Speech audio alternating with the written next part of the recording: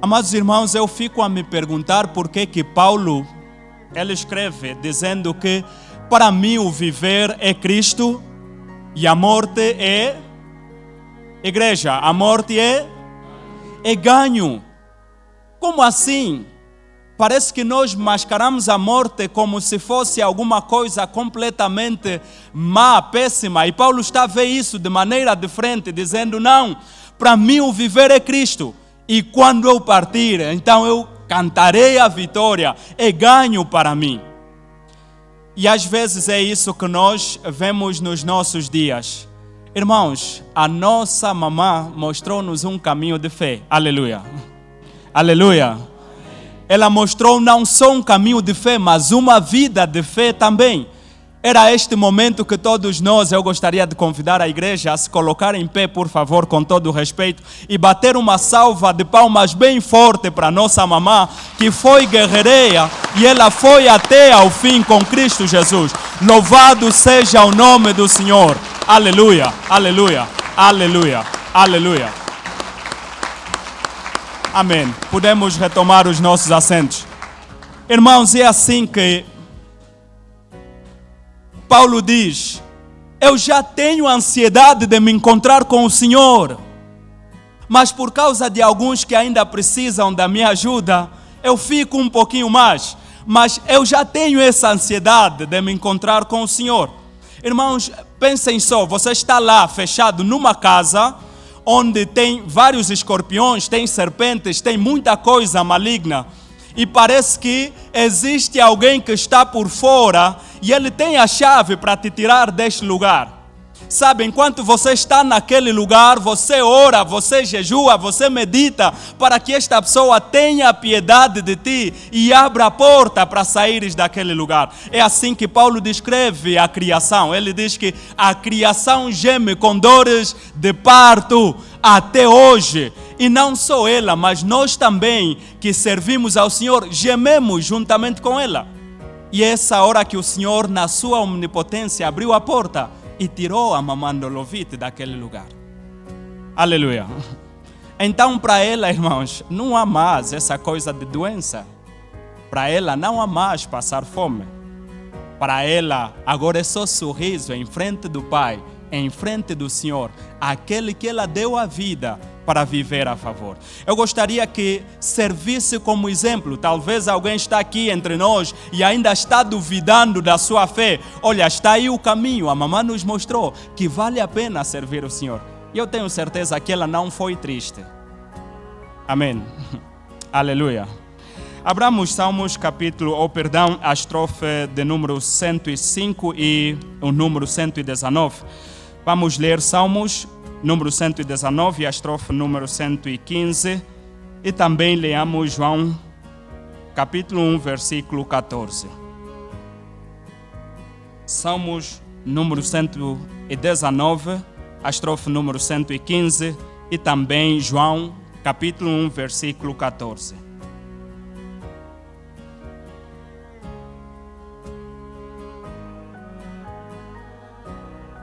Salmos número 119,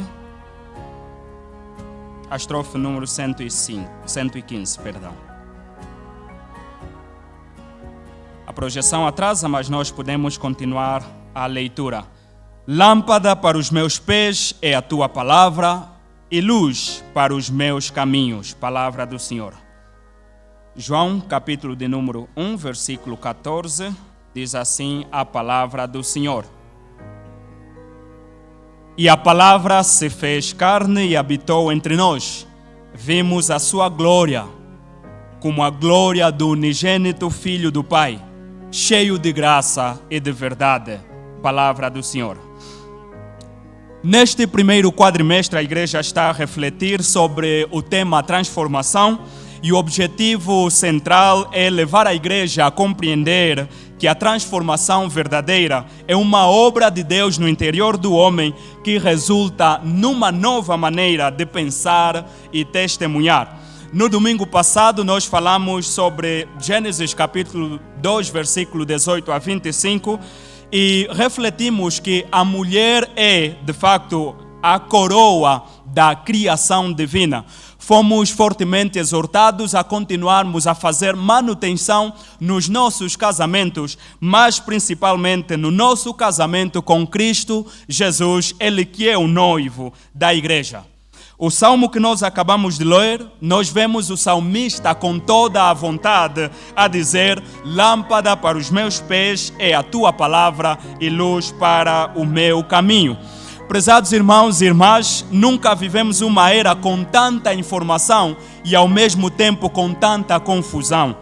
Sem dúvidas, esta é uma era que as nossas mentes tornaram-se campos de batalha, onde vozes contraditórias lutam por atenção. Há ideologias, há ansiedades, heresias, há opiniões passageiras e ruído incessante das redes sociais que todos os dias pairam aos nossos ouvidos.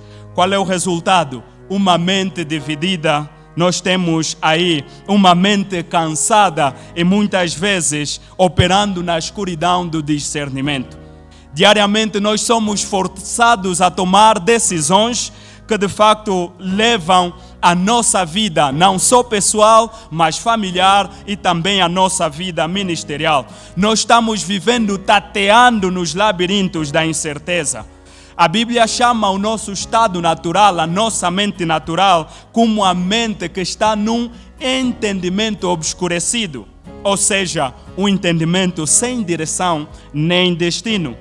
E por esta razão, então, nós estamos propensos muitas vezes a marcar passos de maneira contrária à vontade de Deus e cairmos em armadilhas constantes.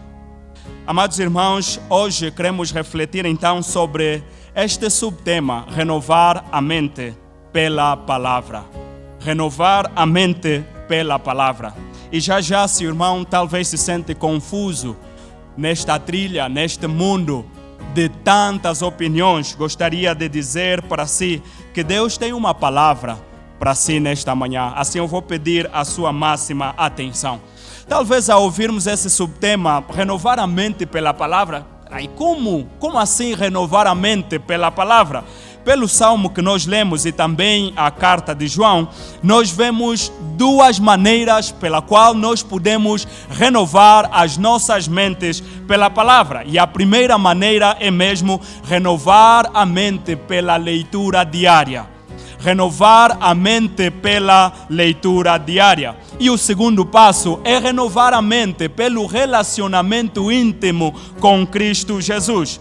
Meus irmãos e irmãs, o primeiro passo que nós temos para a renovação da nossa mente é reconhecer de profundeza que a nossa natureza espiritual é cega. E uma vez o pecado não só corrompeu a nossa vontade, mas também obscureceu a nossa percepção da realidade. O Salmo número 119 nos apresenta duas dimensões. Primeiro, apresenta a palavra como lâmpada para os pés. Lâmpada para os pés, orientação no agora. E eu gostaria de ilustrar aos irmãos. Vê só que você está a andar no antigo Oriente Médio, né? Onde a noite está numa trevas tão densa. Lá não tem postes de luz, não tem GPS. Você está a andar em um local onde há valas profundas, com escorpiões, com predadores, com ladrões, e você não sabe aonde marcar o próximo passo. Nesta altura, qualquer passo errado não significaria só uma simples queda. Ele te levaria diretamente à morte, porque você podia pisar em direção a uma vala profunda e cair lá. Ou você podia pisar numa serpente e picar-te. Talvez você não viu o leão que está lá distante. Então qualquer passo não seria só uma queda normal, mas um caminho para a morte. Então o irmão decide pegar uma lamparinazinha no formato da sua mão de barro, né? Uma tigela de barro, coloca lá o azeite e você coloca um cordão de algodão e ali acende ele. Esta lâmpadazinha, ela de facto não pode iluminar todo o caminho, porque não é um holofote. mas ela pode te ajudar a iluminar o seu próximo passo. O lugar onde vai pisar o próximo passo, você pode muito bem iluminar. Assim, se o irmão desistir e simplesmente apagar aquela lamparina, o que acontece? Torna-se escuro e você já não sabe aonde pisar. Mas se você manter acesa, cada passo que você dar vai ser um passo de sobrevivência e um passo também de progresso. É assim que era a vida de um viajante hebreu nas noites.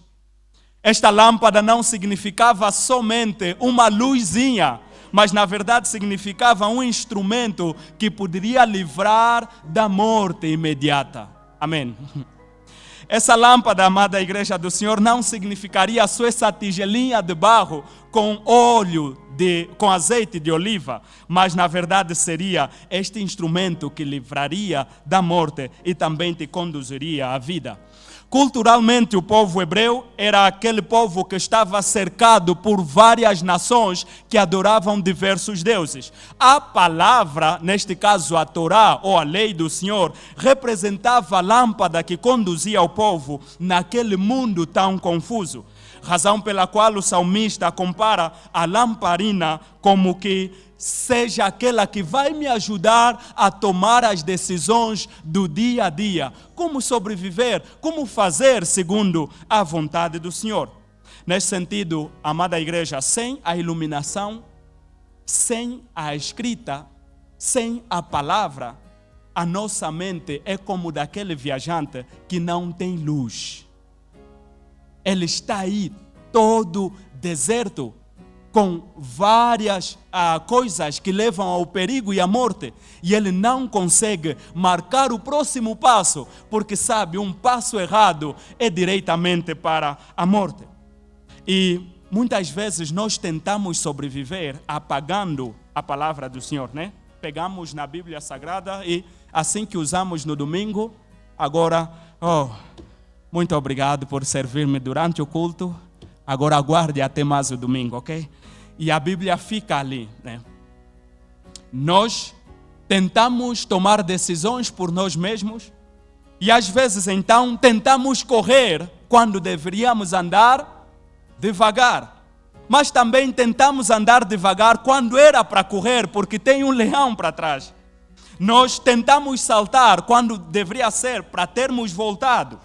E assim, tentamos recuar, amados irmãos, quando devia ser para avançarmos. A transformação pela palavra começa mesmo quando nós reconhecemos que a nossa própria mente, o nosso intelecto, a nossa cultura, as nossas opiniões não são suficientes para nos ajudarem a percorrer nas perigosas trilhas desta vida. E a nossa mamã Dolovite fez muito bem a dizer: Senhor, sozinha não vou conseguir, segure a minha mão. Aleluia. E ela caminhou firmemente nesta palavra. Portanto, nós precisamos desesperadamente da palavra, que é luz para os nossos pés, a fim de continuarmos a nossa jornada. A segunda parte que o salmista apresenta a palavra, ele diz também que não é só lâmpada para os pés, é também luz para igreja, é também luz para o caminho. E aqui o caminho é a orientação para o destino.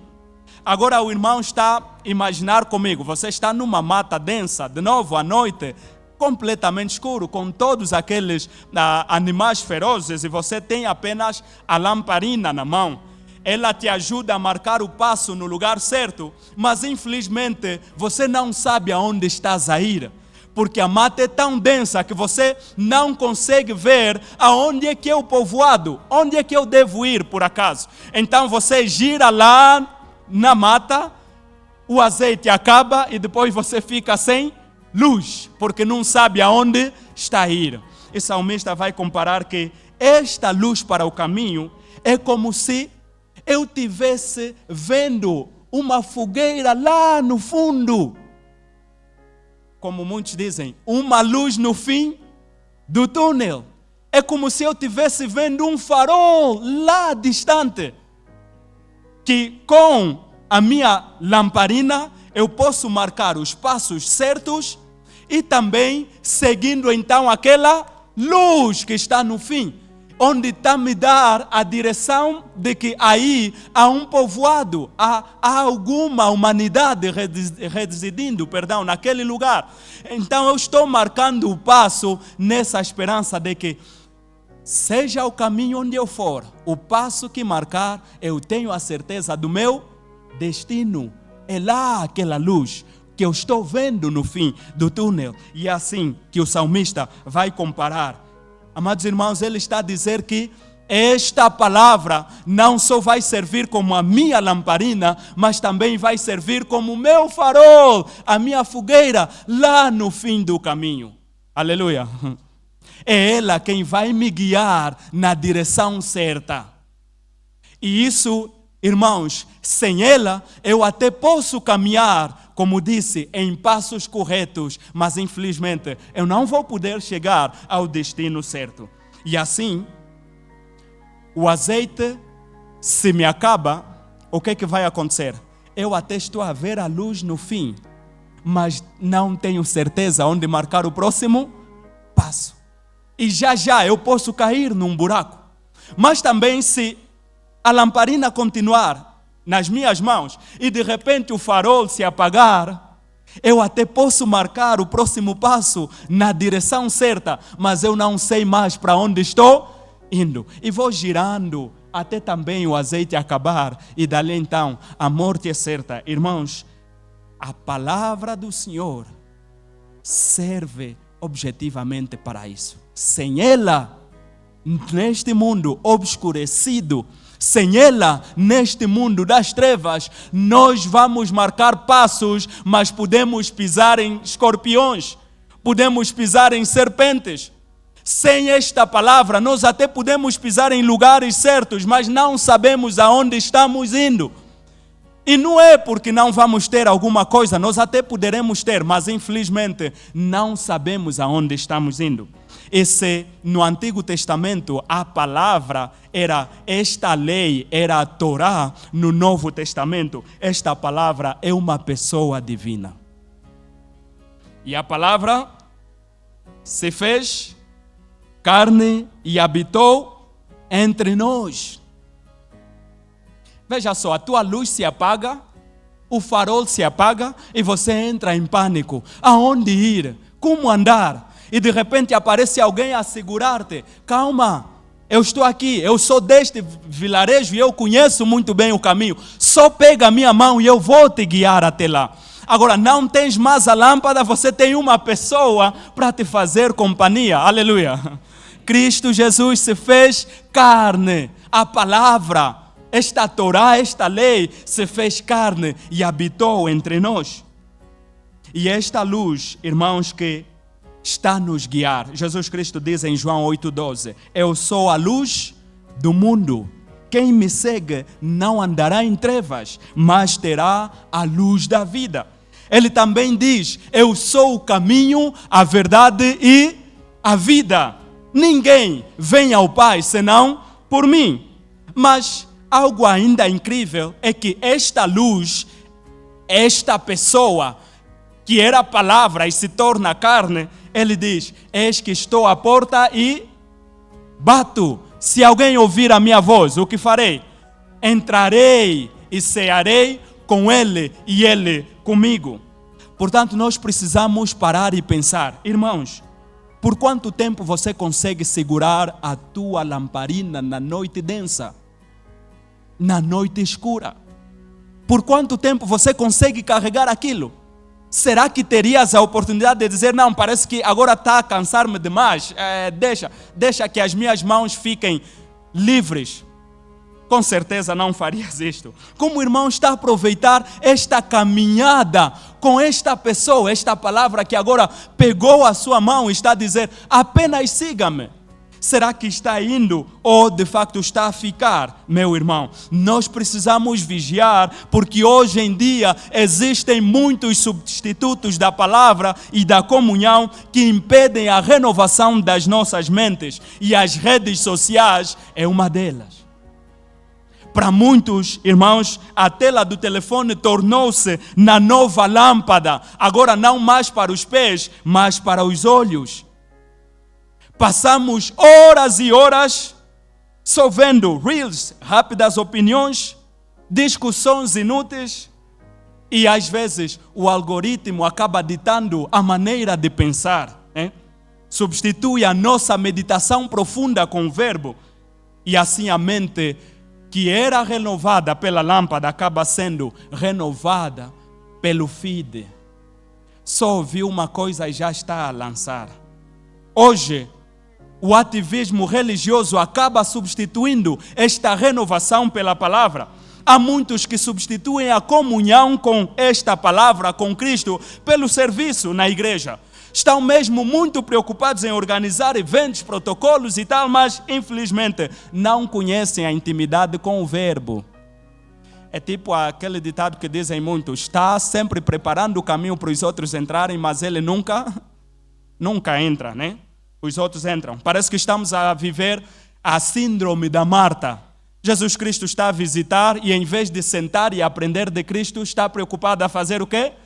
O banquete. Entretenimento espiritual também é outro substituto da nossa devoção. Às vezes estamos buscando sempre por experiências sensoriais, música alta, muita dança, mas infelizmente deixamos 5 minutinhos para a palavra e aí dissemos ao pregador: olha, tem 5 minutos porque depois ainda tem um grupo a apresentar, né?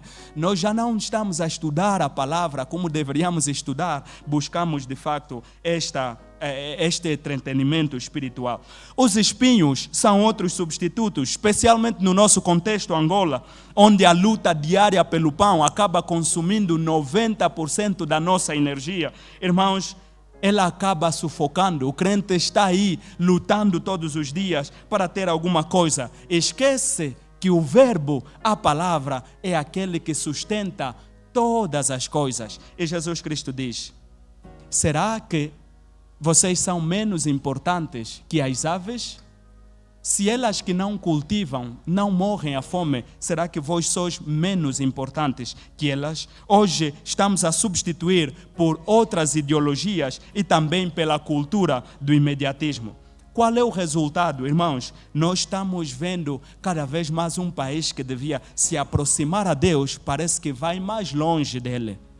Irmãos, o censo acabou apurando os resultados de que agora 79% da população angolana é cristã. E dentre elas, entre católicos e evangélicos, são no total 29 milhões de professos. Mas olha só o país que nós temos, irmãos. Sincretismo religioso, a fé mista. O cristão do domingo não é o mesmo cristão da semana.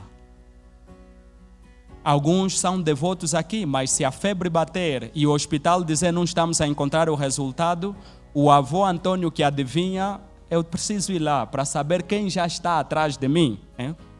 É um cristão que confia em Cristo, mas ao mesmo tempo parece que Cristo não tem nada desse poder suficiente e quem vai me dar é este avô que pode me curar.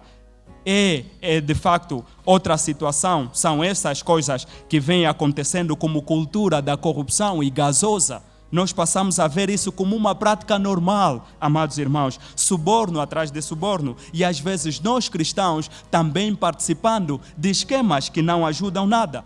Acusações de feitiçaria, pessoas estão acusando crianças e idosos que são feiticeiros a jogarem para fora, porque não, alguma coisa não corre bem. E há sempre essa coisa de que estou a estudar, não falo a ninguém, porque talvez na igreja tenha um feiticeiro, vai querer me procurar à noite.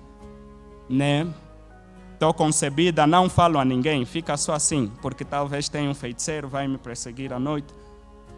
E nós temos, ao mesmo tempo que confiamos que Cristo é suficiente, e ao mesmo tempo que dissemos não, o feiticeiro também é suficiente. Acho que numa batalha Cristo pode perder e eu, não, é melhor só não avisar, fica só assim. E aí de você se dizer: irmão, vamos orar a favor do irmão tal, está doente. Vão mesmo te reunir. Quem te mandou avisar? Né? Idolatria de líderes e moralidade fechada e poligamia. onde a tradição, amados irmãos, cultural da poligamia continua a exaltar. Alguém já brincou nas redes sociais a dizer que nós não deixamos a poligamia, só passamos agora a gerir da melhor forma.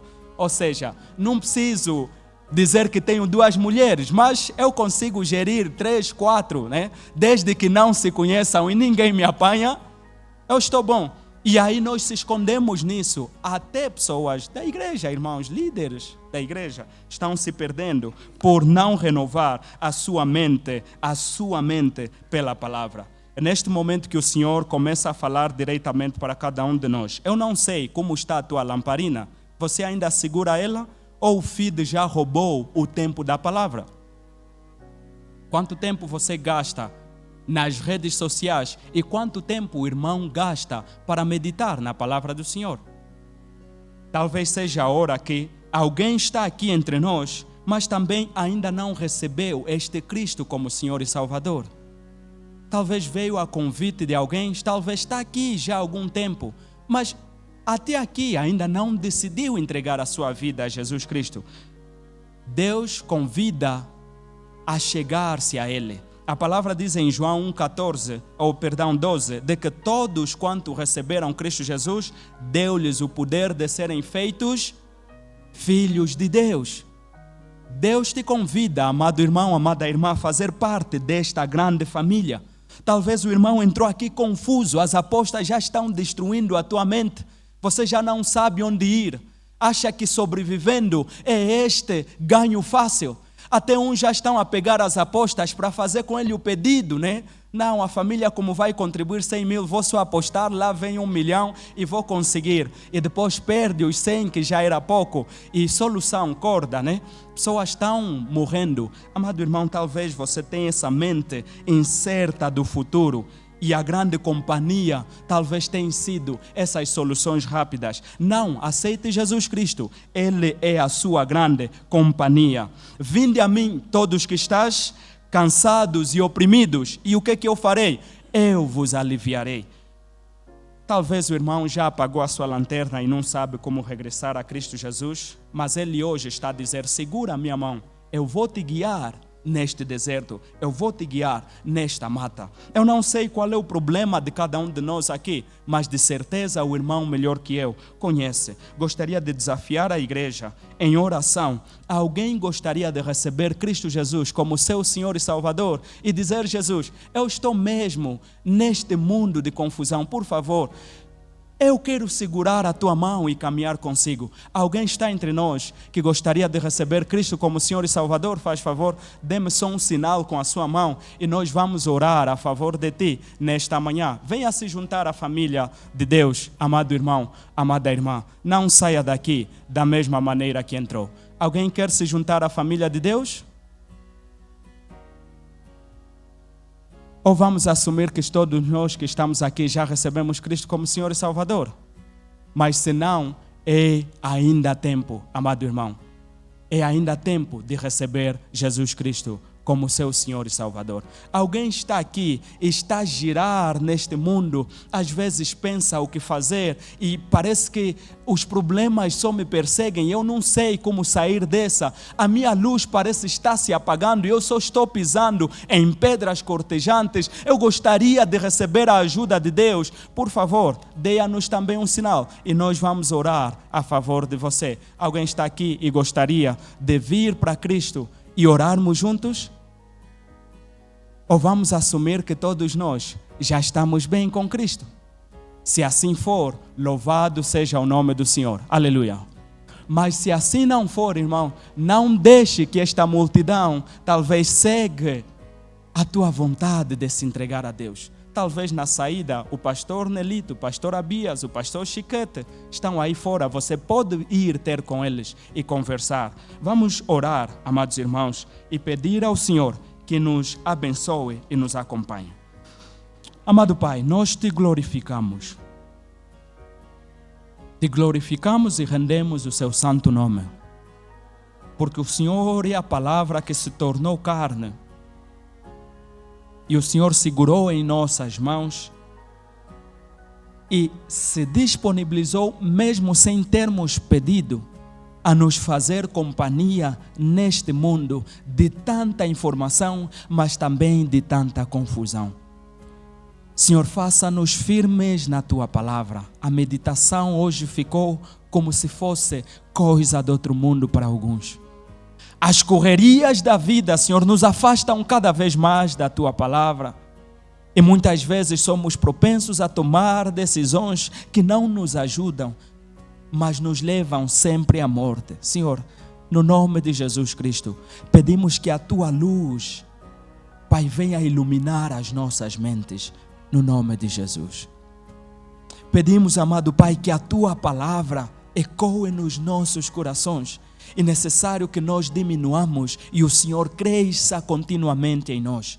Transforme as nossas mentes de tal maneira, Senhor, que não possamos ser as mesmas pessoas, aquelas mesmas pessoas rancorosas, aquelas que continuam na confusão, que continuam na masturbação, que continuam na imoralidade, na poligamia. Senhor, aqueles que sempre reagem com raiva, aqueles que estão desperdiçando a ajuda de Deus, levando nas apostas, perdendo consigo mesmo, encontrando um outro caminho. Amado Pai, transforme os nossos corações. E se alguém está no nosso meio que não Te recebeu ainda, mas Senhor, com esta moldura, sentiu receio de se levantar, de dar um sinal, amado Pai, toca no lugar onde está, no nome de Jesus Cristo. Pai, entregamos nas Tuas mãos as nossas vidas. Sem Ti, Senhor, não conseguiremos. Sem Ti, Pai, somos nada, pessoas errantes, caminhando à perdição. Mas com o Senhor temos a certeza da salvação. Porque também o Senhor diz: aqueles que o Pai me deu, nenhuma outra força pode arrancar das minhas mãos. Assim, conserva-nos em Ti, Senhor, e dê-nos força, para mesmo que caiamos, possamos levantar neste mundo de tribulações. Oramos que o Senhor continue consolando a família que está enlutada e oramos para a nossa saída, no nome de Jesus Cristo. Amém.